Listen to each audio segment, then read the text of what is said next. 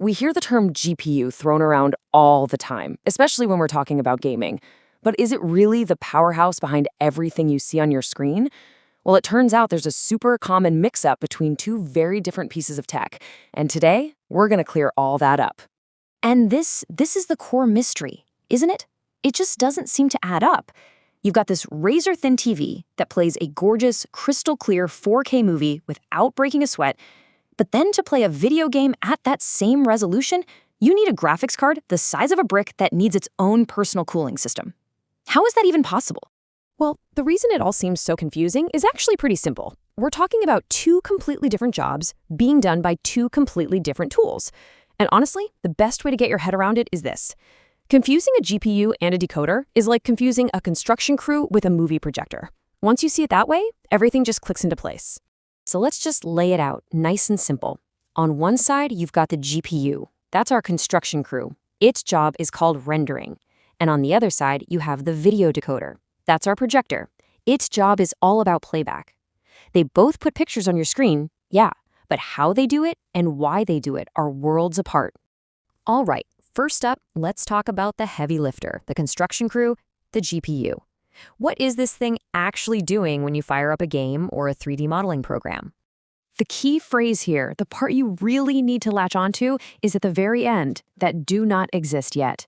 A GPU isn't just showing you a picture that's already been made, oh no, it is creating that picture, that entire world, from scratch, in real time.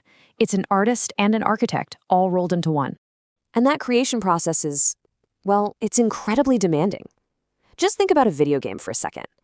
The GPU has to calculate on the fly how light from a torch is going to bounce off a stone wall, or how your character's shadow stretches as you move. It has to figure out how every single object interacts with every other object. It's building an entire reality 60 times a second, or even more. That is just an absolutely insane amount of work. And you know, just like a real construction crew needs bulldozers and cranes, a GPU needs some serious hardware to get its job done. This is exactly why gaming graphics cards are so huge and hungry for power. They need their own massive power supply, their own fans just to keep from melting, and their own dedicated super fast memory, VRAM, just to keep up with the constant building.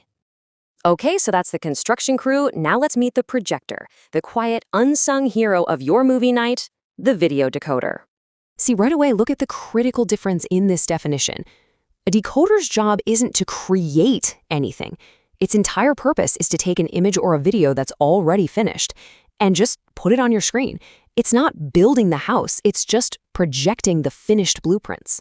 And this really shows you how different its job is. A video file like that 4K movie is basically a complete set of instructions. It's a map. The decoder's only job is to read that map and put every single pixel exactly where the map says it should go. It doesn't have to think or calculate light and shadows. All that creative heavy lifting was done months ago in a Hollywood studio. The decoder is just unfolding the finished product for you to see. And because its job is so straightforward, a decoder can be unbelievably efficient. It's often just a tiny little circuit that's been hardwired to do one thing and one thing only. It sips power, generates almost no heat, and that's why it can be built into everything from your slim TV to your phone without any fuss at all. This incredible efficiency is the whole reason your phone can play hours of video without the battery just dying on you. So when you boil it all down, we're talking about two fundamentally different roles. One is a creator, building entire worlds out of pure data. And the other is a translator, taking a finished product and just making it visible. And this right here is the single most important takeaway. If you remember one thing, make it this. A GPU is a creator. It builds something new from scratch. A decoder is a translator. It just shows you something that's already finished. Two totally different tools for two totally different jobs. Okay, so let's bring it all home.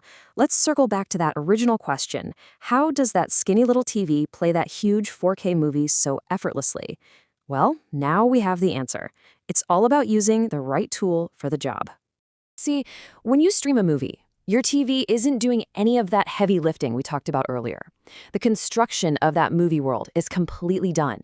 Your TV isn't building anything. It's just getting the final compressed blueprint. All it needs is a simple, efficient way to show it to you.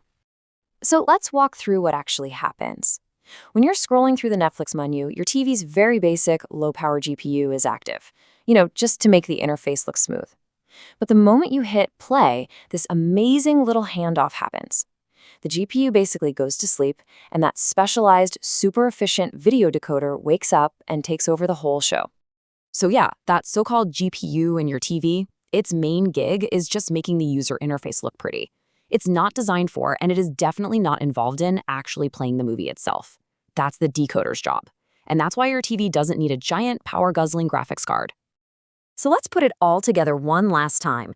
The GPU is a power-hungry creator built for live interactive environments like games. The decoder is a super efficient translator built for displaying finished content like movies. Two different tools, two different jobs. It really is that simple.